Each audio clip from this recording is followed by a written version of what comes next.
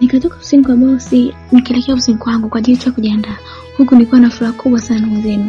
Maana usiku wa leo naenda kukutana na Mr. Wilson. Nilifurahi mno. Maana ndani ya ofisi yangu kwanza huwa sikosaki makeup. Nikatoka zangu, nikajiandaa, nikajipura haswa. Na haikupita hata muda. Yaani haikupita muda mrefu, bosi wangu akanipigia, akaniambia nitoke. Muda ulikuwa umeshafika. Nakwenda kukutana na Mr. Wilson. Sikuchelewa. Mimi huyo nikatoka. Nakwenda kwa bosi. Kisha tukapanda gari. Na safari ikaanza kwenye hoteli kubwa sana, yani kifahari. Mnajua tena mabosi hawakutani kwenye vitendo vidogo vidogo. Tukaingia mpaka kwenye kumbi za mikutano, yani zile kumbi mashuhuri kwa ajili tu ya mikutano, semina na kila kitu. Nikatazama mbele na mkuta Mr. Wilson ameketi zake kwenye kiti akiwa anatungojea sisi. Nilifurahi mno. Maana mikao yake tu kwangu kwa inanimaliza mwenzenu.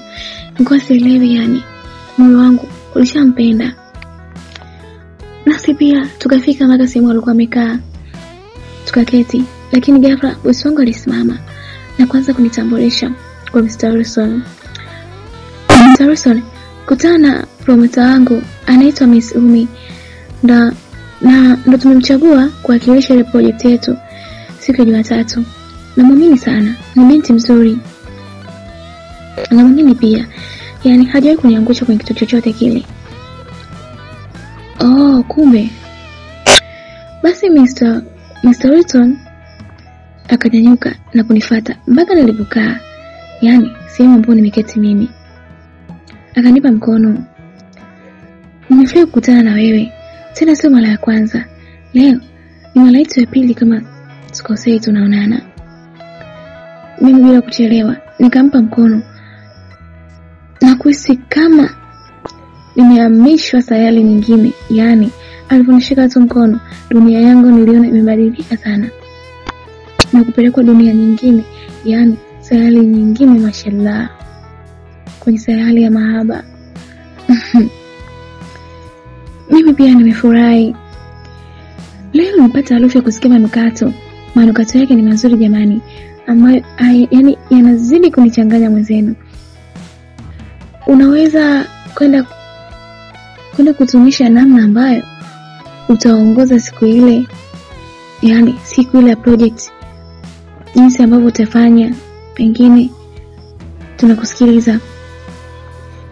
Mimi pia sikuwa naiana, kwa sababu kwenye hilo swala la kuongea na kuaga moto, tena nimeambiwa na mtu ambaye nampenda. Nahitaji sana kuongea kwa ustadi mkubwa sana, yani mapenzi bana.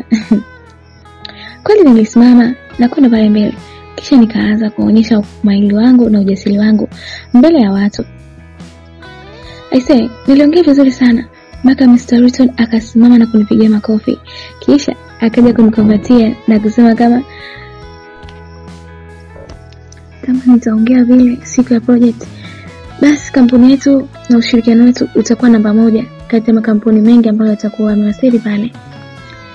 Haikuishia hapo, mazoezi mengi sana nikawa nafanya na Mr. Wilson. Maana alikuwa karibu yangu muda wote, hakutaka nikosee. Hivyo alikuwa ananielekeza sehemu ambazo nilikuwa nimekosea, na hata siku ya kikao ambacho kitafanyika nilikuwa nahitajika niwe jasiri, tena niwe ujasiri wa kutosha kabisa. Tulikaa kwenye kikao, huko nilikuwa pembeni ya Mr. Wilson akiniambia, Umi, naamini unaweza kabisa, yani unaweza kuheshimisha kila kitu, kitakuwa sawa. Ukifanya vizuri tutakuwa namba 1. Unaweza kabisa kutuheshimisha. Kila mtu alikuwa na imani na mimi. Yani nikasema, huu msala lakini nitaupita. Siku nazo hazikukawia. Siku harisi ikafika, ambayo ilikuwa siku ya Jumatatu, kukamilisha ile project. Hivyo na mimi nikaenda pale mbele. Sikutaka kuaibisha, nilifanya kweli. Niliongea vizuri, huku nikipangilia maneno yangu kwa ustadi wa hali ya juu. Yani ustadi wa hali ya juu sana. na kujikuta nateka moyo wa kila mtu aliyekuwa pale ukumbini. Kila mtu akadai project hii ni pambe sana. Yaani kwa kweli tulishinda. Ilikubalika na kila mtu. Na nilifurahi pia kwa sababu mabosi zangu walikuwa wamefurahi sana. Maana sikuangusha.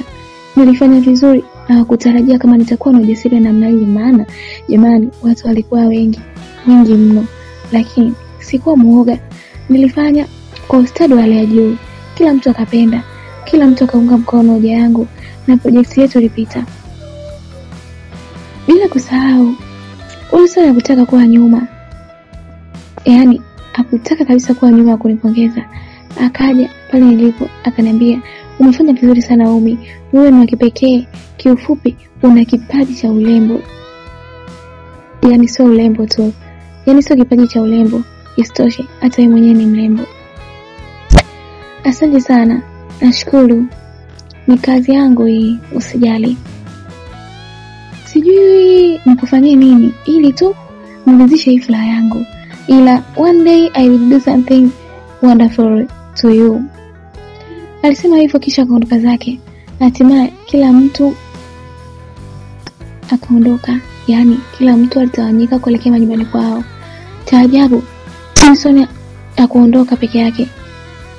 Bali alitaka kunipeleka, yani kunipeleka nyumbani. Jamani wenzenu, kitu nilichokuwa natamani ndio hiki sasa. Mimi tena sikuwa na kitete wala yana, nikakubali kabisa. Nikasema sawa, haina shida.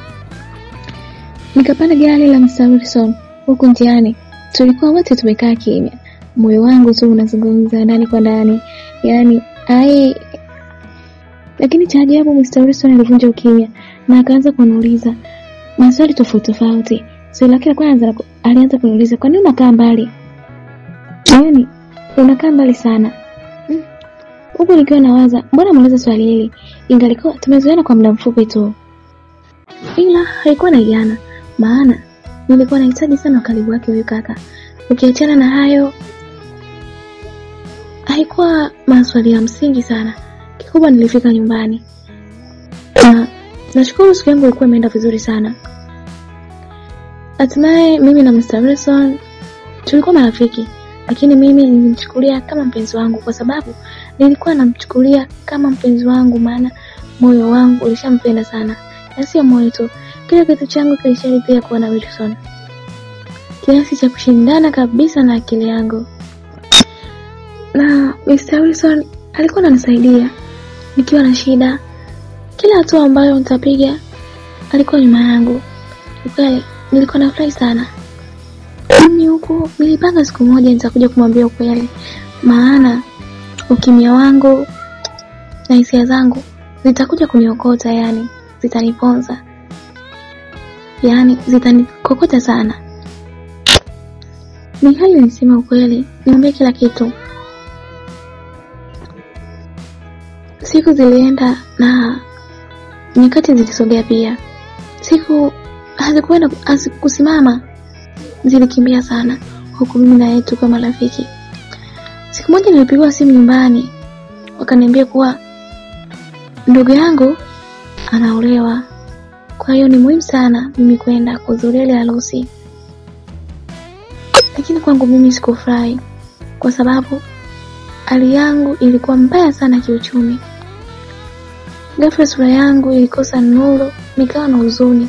Tena sikuwa hivyo tu, ilikuwa ni weekend na nilikuwa na miadi na Mr. Wilson, yani nilikuwa natolewa dina. Kiukweli mood yangu iliharibika. Niliona nimepoteza kila kitu. Nikaanza zangu tu kufanya usafi nyumbani. Nikafua nguo zangu, nikadeki nyumba nzima. Baada ya hapo nikapika chakula kisha nikalala. Mida ya jioni nilifanya usafi wa mwili. Nikatafuta gauni langu zuri jeusi ambalo nitavaa huko nitakapokuwa naenda, yani gauni jeusi la kumwaga.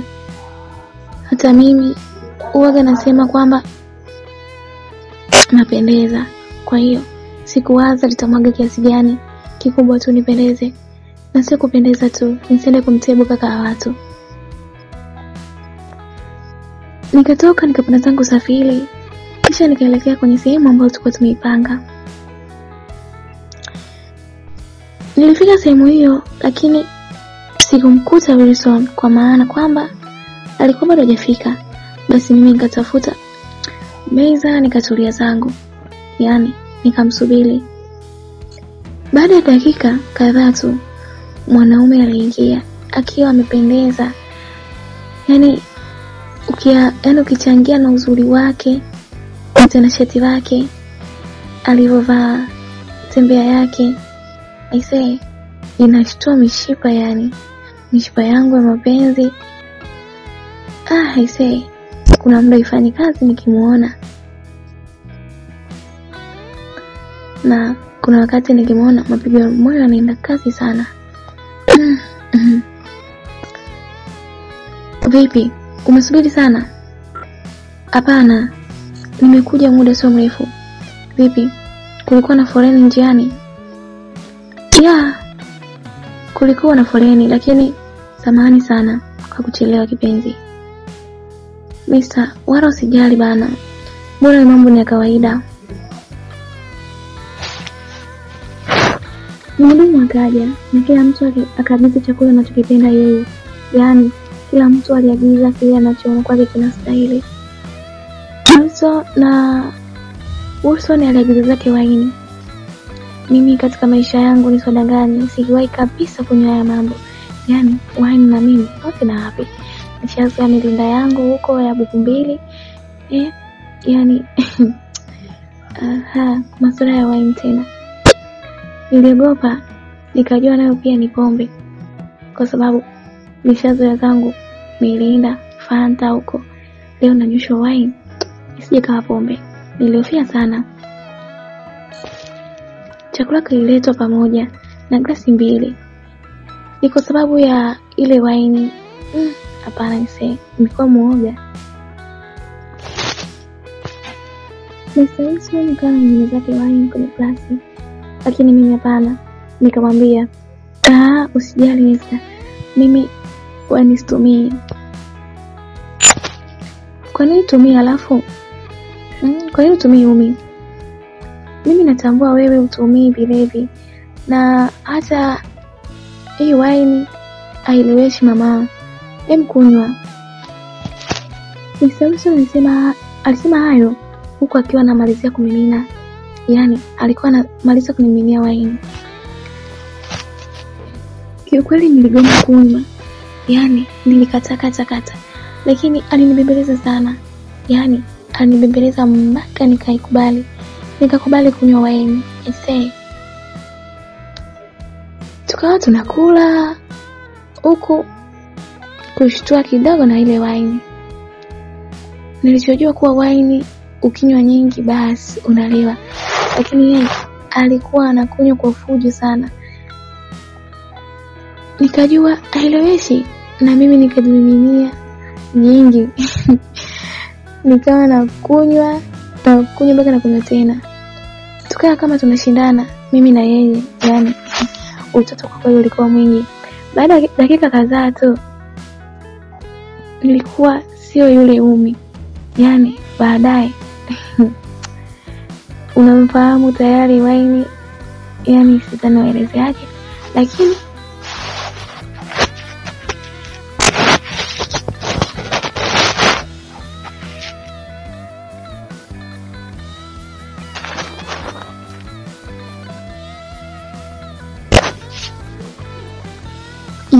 wine ilikuwa tayari shapana kichwani. Nikawa nimelewa sana, sina hata nguvu ya kupiga hatua moja kwenda sehemu nyingine. Nikamwona Mr. Wilson akinyanyuka na kumfuata mhudumu, kisha akaongea na kuondoka. Yani sijui alikuwa anaongea nini, maana ghafla tu kaongea na mhudumu then wanaondoka wote. Nikajua tayari nishaachwa hapa mimi. Lakini mawazo yangu yalikuwa kweli jamani. Nikamwona tena Wilson anakuja. Akanishika mkono na kuniambia, simama ukapumzike. Yani simama tukapumzike. Kwa mawazo yangu nilijua tunaenda nyumbani, lakini safari yetu iliishia kwenye chumba kimoja cha ile hoteli. Yani alikuwa tayari amepangisha chumba kimoja cha hoteli. Tulifikia humo, nikamuuliza atuende nyumbani. Akanijibu, muda umeenda sana, kwa ajili ya usalama wako ni heri upumzike hapa, ila kesho utaenda nyumbani. Nikamuuliza, vipi kuhusu wewe? Akaniambia, mimi na wewe hatufanani. Kisha akafungua mlango, akaniingiza mpaka ndani. Kilikuwa chumba kizuri sana ise. Nilisimama pembeni ya kitanda na nikajiachia, nikalala. Lakini Wilson alikuja na kuniambia, huwezi kulala hivi, inabidi ukaoge ndipo ulale. Mimi nikakubali,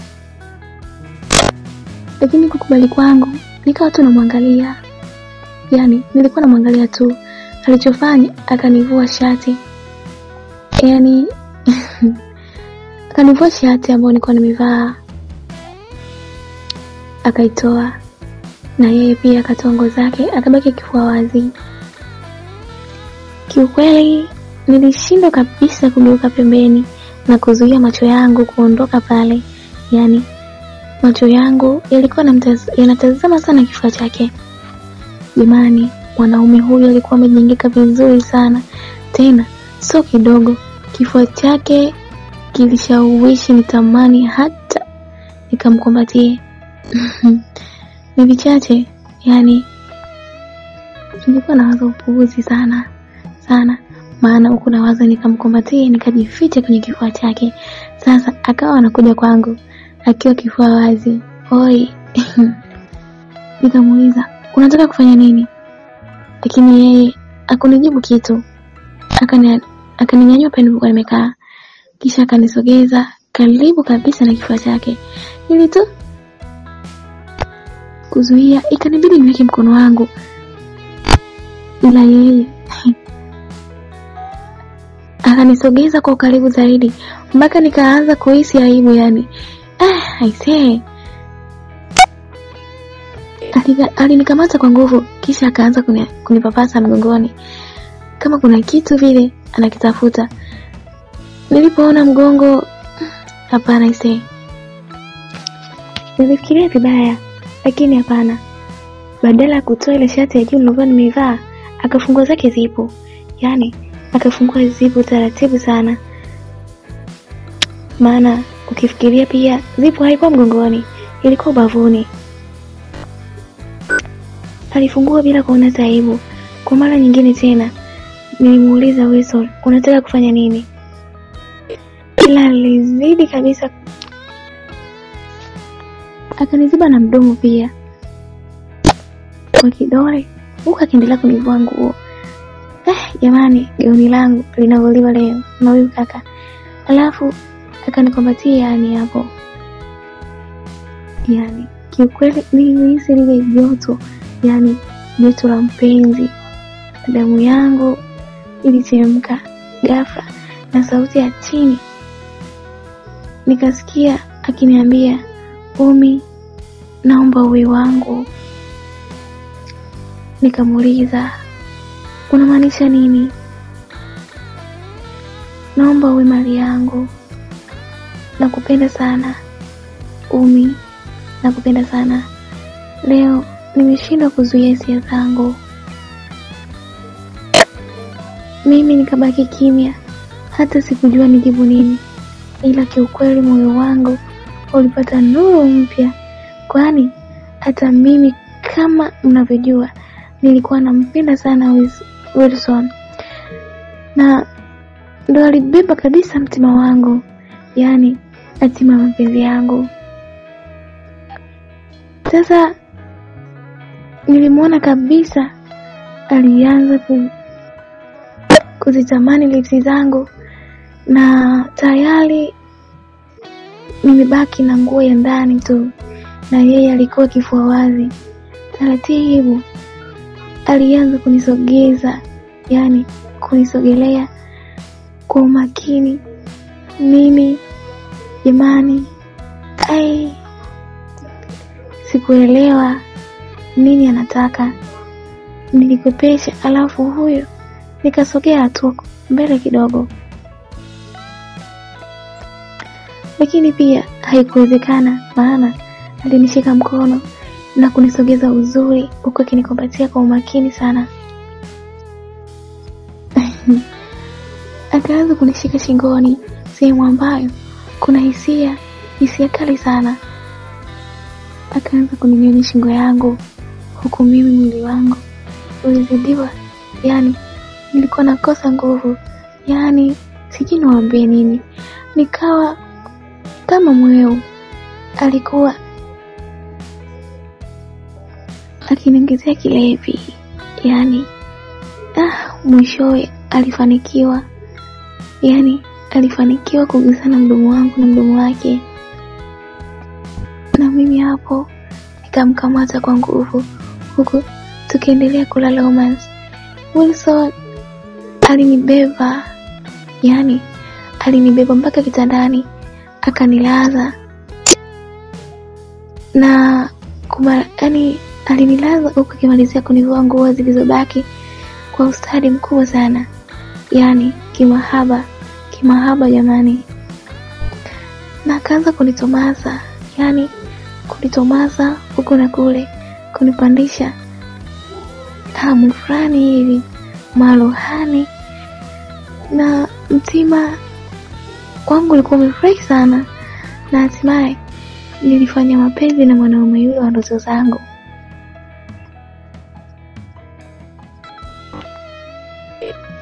Jamani, kesho yake asubuhi nilipostuka, nilijua ni ndoto. Pengine nilikuwa naota, maana kufanya mapenzi na mtu ambaye nilikuwa namuanza kwenye akili yangu baada ya kumuona na kumpenda, niliona itakuwa ni ndoto. Lakini wapi, niliamka kweli. Nilikuwa kwenye kifua cha mwanaume, kifua cha baba wangu ambaye nilikuwa nampenda. Jamani, sikuamini, ila nilifurahi sana jamani. Na sikutaka kabisa kumwachia. Sikutaka kunyanyuka. Nilibaki tu namtazama na kustaajabu hili. Kweli jamani, nimelala na Wilson. Nilicheka sana. Huku moyo wangu ulikuwa na furaha sana. Sikujua kama na yeye alikuwa ananipenda kiasi hiki. Kwa mara ya kwanza nafanya mapenzi na mwanaume wa ndoto zangu. Moyo wangu ulifurahi. Yani ulifurahi kupitiliza. Nikawa tu namwangalia, nachezea kifua chake. Unagiza tena asubuhi. Nikaanza na uchokozi wa kutaka cha asubuhi. Jamani, mimi dhaifu ila ni mtundu. Kweli nilifanikiwa. Wilson pia kaamka, akanipa nilichokuwa nahitaji. Mahusiano yetu ndo yalianza hapo. Mapenzi yetu yalianza hapo. Mwishowe ilikuwa kweli. Alikuwa ni utani.